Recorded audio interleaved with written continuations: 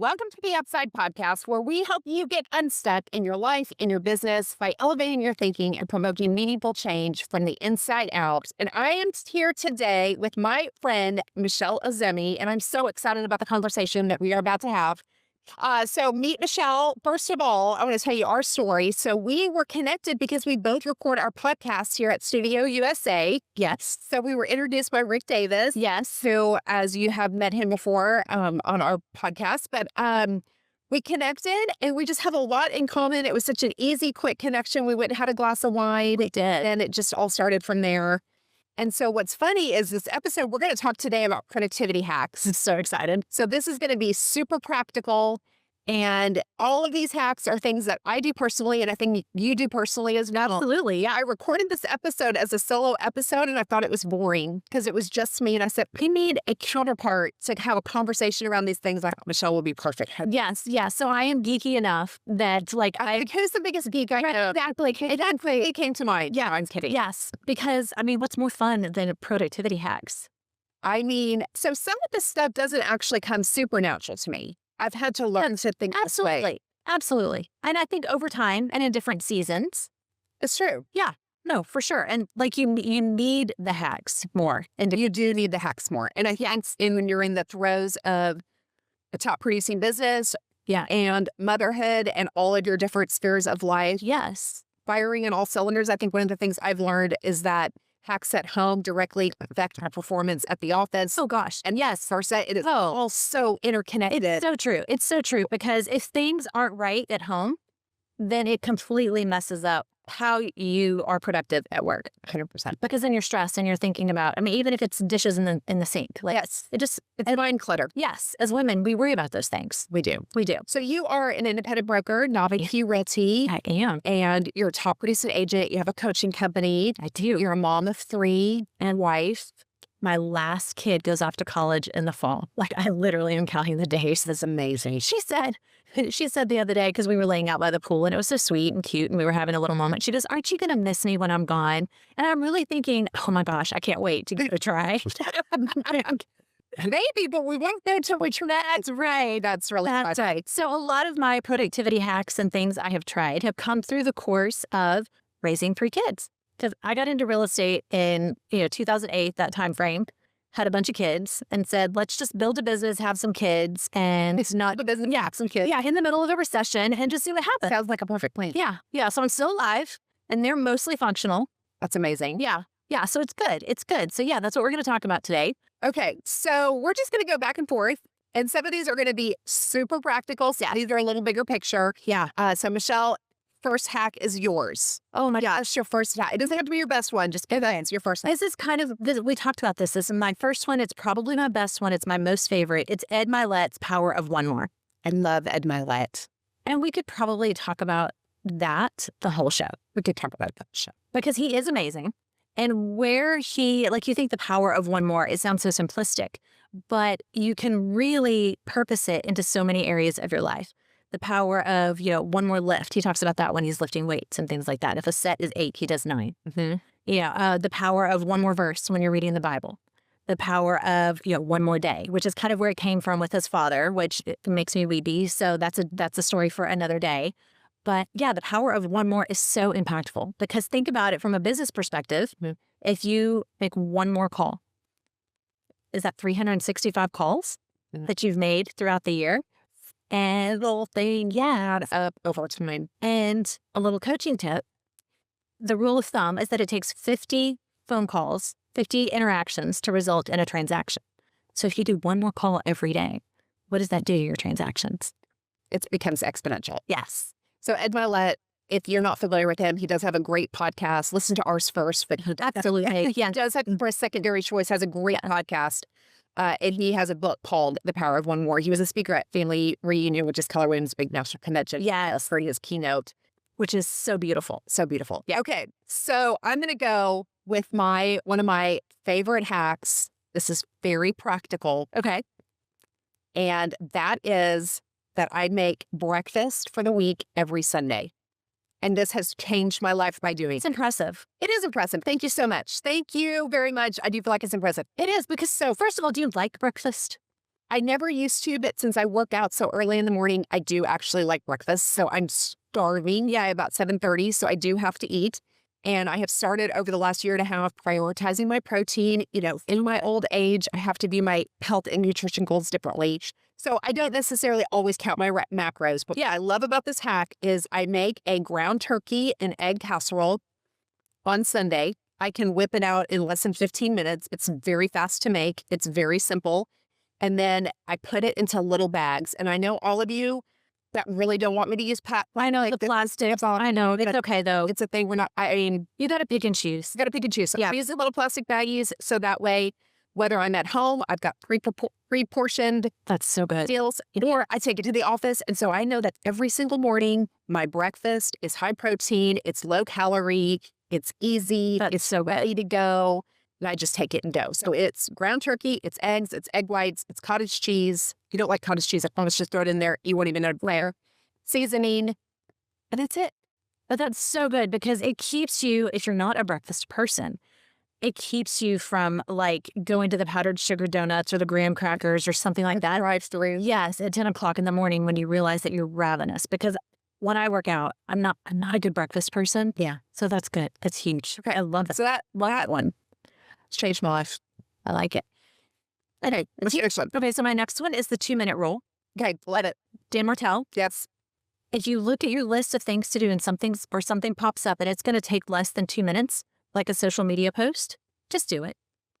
Just do it and be done with it. Well, all the list checkers are going to love that. Yes. Yes. If you need to write it down, you can write it down, but then do it and check it off. And check it off. Yes. Okay. I think that's huge when it comes to social media because we spend so much time in the real estate community. I got to do the video. And yes, you do have to do the video, but you don't have to spend 30 minutes editing it and tweaking it and doing all of this. Shoot the video and post it. You're done. It is the, have you read the book by Rory Vaden, Procrastinate on Purpose? Yes. Yeah, it's a great book, and he talks about the 5 permissions of your time, and one of them is the permission to be imperfect. Yeah. And this is such a huge one, and so I'm gonna give you my next hack with the permission to be imperfect, and that is all you moms and dads out there, your greatest productivity hack is getting your children to do their chores. To do chores. I thought so many parents underutilize their children cleaning up after themselves and doing basic chores around the house. And we think it's our responsibility and job to serve them and to do all of these things. And we take on more than really we need to. And I believe that very young children can start learning to do simple tasks if sure. we give it permission to be imperfect. Yeah. It means the washcloths may not be folded exactly perfectly on the stack. Their clothes may be a little lopsided on the hanger. And if we give them age-appropriate chores to do, my kids, they're 13 now, so they're old enough to be self-sufficient, but they've been doing their own laundry for a long time. Yeah. But doing it, folding it, putting it away. And when I realized I didn't have to do that anymore, I could empower my kids to do that. It is a great productivity hack. So parents, make sure your kids are doing the fun stuff. Yes. And not only is it a productivity hack, but it's empowering to them, it's also giving them a sense of accomplishment. Yes. So we do everything for them, and then they go off to college, and they don't know how to do anything. Yes. I might have been a little guilty of that with my son. I am not like they know how to clean a toilet, to be honest. Yeah. Yeah. So we might need to work on that. But I don't clean the toilets. So we have an amazing woman that cleans our toilets and does all of those things. There's just things. Yes. Yeah. No, I totally get it. I totally get it. Okay, get us another one, Michelle. This is one of my favorite ones. Again, it's another work productivity hack. Right. Know what you're doing before you sit down at the computer. Like even if you're walking to the computer and to sit down, know what you're going to do. Have a plan. Have a plan. Because if you don't, you're going to end up on the internet, on Facebook, on Instagram, going down a rabbit hole, and you're not going to accomplish anything. Well, and I know you're a big Sunday planner. Oh, yes. So you set your week on Sunday. I do. I use the 12-week year. Oh, love the 12-week year. 12-week year is a great productivity hack for goal setting and for running sprints instead of marathons. Yes. Because it compresses your productivity, causes you to have greater focus. Cannot recommend 12-week year high enough. And it's the weekly planning. So you're starting to be at 8 of the week with intention of exactly what are the most important activities that I need to knock out in my business life and in my personal life to get where I need to go. Yeah, the short amount of time in just 12 weeks. Well, and what's important about that is I think we plan maybe not realtors the way we should, but most people plan for their business. They don't plan for their personal things. And then because they haven't planned for the personal things, it suddenly gets in the way of your business. Yes. Because all of a sudden it blows up. Right. Yeah. So I think that is incredibly true. Yeah. My next hack is, and again, I'm a big Atomic Habits person. I read that book every January. It's so good. So good. I read that book. You need to make it a regular part of your reading. Absolutely. And one of the things it talks about there is habit stacking. And I think that if you're trying to add an additional habit into your life, if you can stack it onto one that you already do, Yes. that is that's why Miracle Morning is so effective. It is not just because it's get up early.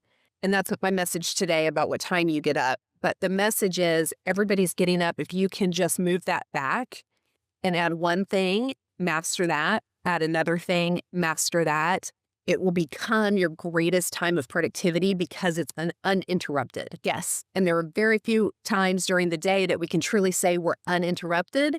So if we can master those mornings and just do one thing, master it, add working out, add reading, Yes. add your prayer time, add your breakfast, add your planning of your day, just one little thing at a time. Yeah, those habits really do stack up. Absolutely. Absolutely. And one of my tips this week, because today is the first day of the second half of the year when we're recording this. It's so hard to believe.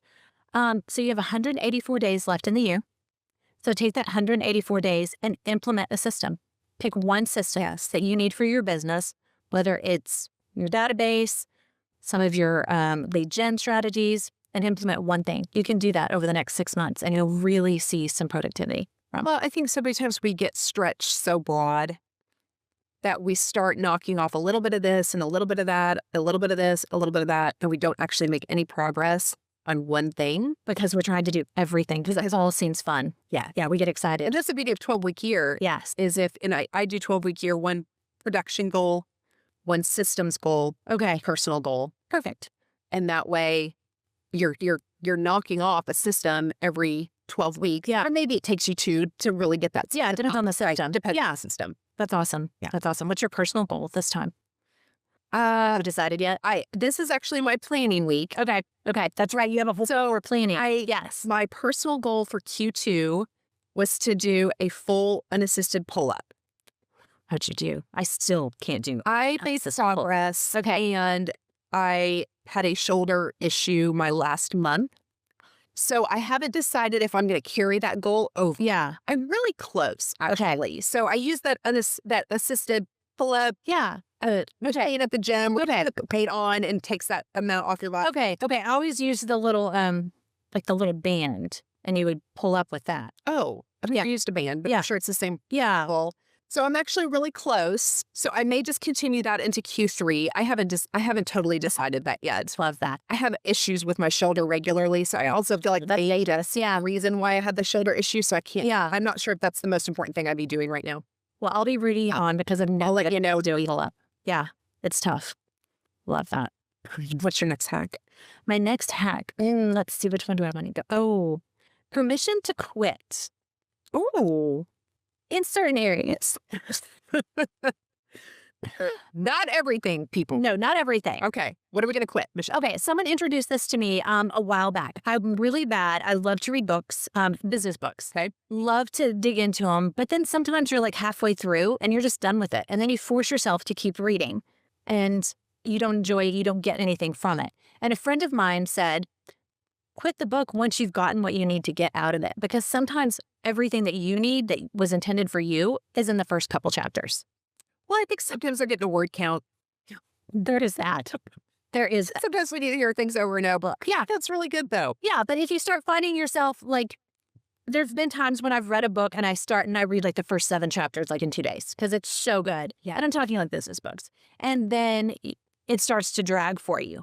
Well, that's the universe telling you you've gotten what you need out of that book. And it's okay to quit. Just same thing with podcasts and things like that. Like once you're done, you can be done. It's okay. And you may come back to it later. Right. But you've gotten what you need. And the important thing is that if you are reading books and listening to podcasts, you need to be implementing something. So that's where I think that permission to quit comes from. Because if you've gotten what you need, then you need to go implement that. Yes. Yeah. So David Osborne, he's one of the owners of like Keller Williams office, just incredible entrepreneur and businessman. He's a very intelligent uh, goal setter and has massive goals in his life. And the way that he does goals is he has a journal, and I've seen this before. I don't know if he still does it by hand, but each goal has, for instance, a number of days that he will complete that goal. So it may be, I'm going to work out 300 times this year. Okay. Okay. I'm going to read X amount of hours. Okay. Or I'm going to read X amount of pages this year. And so it gives you the ability to if you're sick, for instance, if you say, I'm gonna work out every day, or I'm gonna work out 3 times a day. Yeah. Then if you're sick for a week, you all of a sudden botched your entire goal for the year because you missed those 3 days. Oh, that's so good. Right. And so you really then it kind of goes with the ebbs and flows of life a little bit. Yeah. But yet you can set really intense, big goals. I love Doing it that way. that. Makes sense. But it gives you that wiggle room of life to be able to move it forward. Okay. I like that. That's interesting. And I've done it like that. I don't do that always regularly, but there's a lot of gratification like coloring in the little circle. The little dots. Yeah. I mean, Oh my gosh. it's a good one. Do you keep your goals on paper? Like, do you like to check the boxes? I do. Like, me too. I do. That's why I love my Remarkable, because I can do all the little check boxes and things like that. It's very thrilling for me. It's the small things. It's the small things. Okay, what else you got? Oh, let's see. I set time limits for things. My list too. I love that one. Yes. Yes. Tell me how you do it. Well, it depends on what the task is. Okay. If it is a work task where I'm trying something new, so for example, if I'm trying a new software, it can take hours to figure it out. Yeah. And I don't have hours. So what I will do, and there comes a certain point where you're just going down a rabbit hole and you're no longer actually retaining anything that you're learning. Yeah. So when I recognize something like that, then I'll say, okay, I'm going to set an hour to work on this particular thing today. And then that way I don't spend the whole day and really get nowhere. So that's my big way of doing it. So I think it kind of goes to the principle, all work expands to fill the time allowed. Yeah. If you give yourself all day to do it, it's going to take you all day to do it. Absolutely. It's the principle before you go on vacation, you get massive amounts of productivity done because you'll not get it done in the next 2 days. Yes. And you're actually superwoman accomplishing everything. Check me out on July 12th and see what I did get done. Headed. Coronado. Cannot wait to do. We are going to stay at the Dell and be on the beach and have an amazing time. Our family loves that place. We were actually introduced to Coronado at a Buffini conference years ago, and we have been going ever since. So is your annual trip? Yeah. Good for you. Yeah, the kids are going to meet us down there. Like, Good for you. yeah, it's going to be so much fun. So, You will be highly productive. oh, yes, I'll be so productive on the 12th. It really is an amazing phenomenon. It is. It's so true. So I will do that when I'm making calls. Okay. I'll say I'm going to make calls for the next 30 minutes. Yes. Because sometimes that could be one call. Sometimes that might be 20 calls. Yes. And that helps me manage my calendar. Yeah. Right. So I'm gonna set time and I'm gonna do 30 minutes or an hour of calls. I do this a lot with my kids. And I say, we're gonna turn on a 15-minute timer and the whole family, we're gonna get the entire house cleaned up as fast as we can in the next 15 minutes. Whatever we can get done in 15 minutes. And it's amazing. So I do that. I set her. Yes. And most of the time, you then are going really fast because you want for the task to be complete too at the end of that 15 You would minutes. think that maybe human nature would be, well, I'm just going to kind of throw in the towel because it doesn't work that way. No. It actually creates this competitive sense of urgency. Like against the clock. Yes. What can I get done? Yes. So I do that as a part of my morning planning. If I'm working at home, if I know I'm going to work from home on a Wednesday, then I will schedule 15 minutes in there to clean the house. Because I know that if everything is not picked up the way I need for it to be, then I'm just going to be looking and distracted. And I just get Mine better. So, yeah, that's how I do it for cleaning. Okay, I'm going to give you another really practical one. Okay, good. Because I am that person who is never prepared with what I need. I was the kid in second grade and they never had a pencil. I don't see that at all. I never had a pencil. I never, always had to borrow a pencil. Always. That is so funny. Never had what I needed. And I think one of the things that drives me crazy is when I need a card for something and I don't have it. And I have started buying the box of greeting cards Oh, every occasion. okay. That's good. And it has helped me when I need to send a sympathy card, when I need to send a wedding or graduation. I have everything I need. I don't have to go to the store to pick out that one card that's not even perfect anyways. Yes. Because it's so simple, but it helps me be more thoughtful. Yeah, I knew. But yes, how many times have you said, I need to go get a card for this thing? And you keep moving it to the next day. And like 3 months later, you're still moving. I need to get a birthday card for Steve. And like, yes, Steve's birthday is long gone. So I'm telling you, Amazon sells a box of cards. Buy the box of cards. Right. It has everything, right? Everything. Oh, that's one box of starts. I need to order a new one right now because I'm down to, I think I just have sympathy cards, which is nice. So that's what I have left, actually. That's a wonderful thing. Yes, that's true. That's true. That's a good perspective. I like that. Okay, what else you got? Okay, this is a productivity hack that seems a little harsh, Ooh. but sometimes to be more productive, you have to upgrade your environment, meaning the people that you're around. You do have to do that. You do. You do. So that can be hard, but I think we've all heard if you're, the smartest person in the room, you're in the wrong room. And I think sometimes as you're setting your goals and as you're looking to move forward, you kind of have to take a look at those rooms you're in and see where you are in that space. And sometimes it's time to go to the next room. And you can do that kindly. You don't have to be mean. Yes. You still got in a blaze of glory. Yeah, I know. Don't be mean. Be kind. But sometimes you do have to upgrade that. And I think we have to be conscious of that. We have to notice that. I think one of the easiest way to create a new habit is to be around people that already have that habit. Absolutely. So if you want to eat better, hang out with people that eat better because you're going to go to a restaurant and they're not going to be sitting in front of you eating the fried fatty food. Right. You're going to be sitting there eating something that's healthy and nutritious. If you want to have a better morning routine, have a similar schedule with people, right? Because life then becomes in a cadence with that. Absolutely. It is one of the easiest ways is to change the cycle that we're with. Yeah. Yeah. But again, do it kindly. Do it kindly. You can't emphasize that enough. Oh my gosh. Okay. We're having so much fun. I am loving all of these, but there's one that you and I talked about that you have not shared yet. Never fold a fitted sheet again. Yeah. This is new for me. It's so good though. I don't know about you. I don't know how to fold a fitted sheet. I have an amazing mom who I think probably irons her sheets. I mean, she's just really good. Okay. I'm kidding. I don't think she irons her sheets, but I'm sure she taught me. Mom, I'm sure you taught me how to fold a fitted sheet. I do recall some of it. Every time I do it, it is very simple. Do you think she taught you? Because I feel like our moms just did it. Like they just did the things. No, she definitely would have taught me. Okay. Okay. Yeah, she definitely would have taught me. Okay. I do recall learning it, just never perfecting it very much. It is one of those tasks that I have the sheets are all clean and I just look at them sitting there and I dread it. Yes. Dread doing it. So I got this brilliant idea. I have a basket now, a tall, right behind the door of my laundry room. I wash the sheets, the clean sheets all go in there. And then when Elisa comes to clean the house, she pulls out the clean sheets and they're not folded. Now, if you really do want your sheets ironed, that's not going to work for you. No. I would also tell you you're insane. You are insane. You are. So, stop being insane and keep your sheets there. And then literally just swap out every week with clean sheets and I'm never folding a fitted sheet again. But what's so funny is I do the same thing. Maybe everybody's been doing that. And maybe they're trying to audiences. Yeah, we've been trying to fold these sheets for years. And it's not only the folding of the sheet. What wears me out is you never get it right. And then you finally give up and you just stick it in the cabinet. And then every time you open the cabinet, there's your ugly sheet sticking out at you. Drove me crazy. So no, the basket is brilliant. Brilliant. I love it. You're brilliant. Who knew?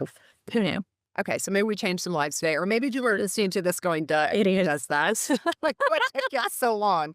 Okay, what else you got? You got anything else? Okay, let's see. I had one more. I can't remember. Oh, okay. This is my last one, and I'm excited about this one too. I'm excited about all of them because I'm just a nerd. Complete the tasks that give you the most energy first. Don't do that. Everyone gets up and they want to do the tasks that they've been dreading to just get them over with. No, don't do that. Put it at the end of the day. You're already going to be in a bad mood. You want to eat the phone for dinner. Yeah. Okay. I want to eat the phone for dinner. Let's do the fun things first that give you energy progress your day along, usually it's the more productive things anyway that give you energy. That coal can wait till the end of the day. Like they're still going to be mad. Unfortunately, yes. They're still going to be mad. It doesn't mean you don't service your clients well, but they can wait a few hours. They'll be okay. So I don't know. I love that. Yeah. I think learning to manage our energy is one of the keys of really successful people. Because it's not just your time, it's your energy. It's your energy. Yeah. Because if your energy is high, and once it is high, you're going to get more done, and the tasks that you're doing are going to be so much more effective. So it's not just what we do, it's also when we do it. Yes. And how we do it and the energy we do it in. Oh my gosh, this was so much fun. Oh my gosh. I love it. Okay, my last tip though. Okay, good. Is to fill up your car with gas at the same time every week. So can I tell you a funny story? So I did not know that my husband had started doing that for me when he did our grocery shopping. Oh, that's amazing. So I just thought I was getting great gas mileage. But you know, we're this child. I discovered that he did this for me is because I ran out of gas. Oh no. How old were you when you ran out of gas last? Were you a grown woman? Oh, probably so. That is the bane of my existence, is getting gas. I cannot even believe that my very fancy Tahoe, if I'm about to run out, does it come on like beep, beep, beep? Like my seat didn't vibrate. And I like, no, I think there was like a little light. Tell me, because there's a light. It warns you. It doesn't tell you how many miles you have left. It does, but you have to look at that, Michelle. Oh, you do. You do. I watch mine go to 0 and then the line comes up. And I've still got a little ways to go, and I pray I don't have to get gas at the gas station. Gas either. I obviously wait to the last minute. I obviously don't pay attention to even what, because I was not even aware I was really low gas. That's really the second indication. Shout out to your husband. I know, isn't he wonderful? He is wonderful. Allison, are you listening? Yeah, right. And so, if I'm going to do a hack, is get a great husband. Yes, exactly. Exactly. Just make it a part of your routine. Then you're not stuck on low gas, rushing to an appointment, about to be late. Oh, yeah. Because you're never almost out of gas when you have all the time in the world. Never. It's always when you're running late and it's raining. Right. Yeah. So just do it every week. Pick a day. Fill up the car. I love that. And then you're never going to run low. Yeah. Ever going to be me on the side of Coyton Park at the Firehouse Subs. Oh, no. With your daughter, who had just been to her chiropractor and was crying her eyes out because we had to run into my home. So God's good. It's fine. It's good. Have better days. God is good. Okay. Well, this was so fun conversation. It was fun. Thank you so much. Tell everybody you have a podcast called Winning Women's Wednesday. I do. Winning Women's Wednesday. Tell everybody about it and how they can tune in and hear more of you. Well, your wisdom. We are on. So I co-host with the amazing Ashley Gentry. Yes, you do. And I do some coaching that she ignores. And so we have a lot of fun. It's every other Wednesday. You can check it out on Apple or Spotify. And for my coaching information, you can check that out at igniteu90.com. Awesome. So much fun. Thank you for being on with me. Oh my gosh, thank you for having me. It was so good. Love it. All right, everybody. Well, thank you as always for tuning in to the Upside Podcast, where we believe when you invest in your business and your personal growth every single day, it's going to yield you great returns. Thank you for tuning in, and I'll see you on the upside.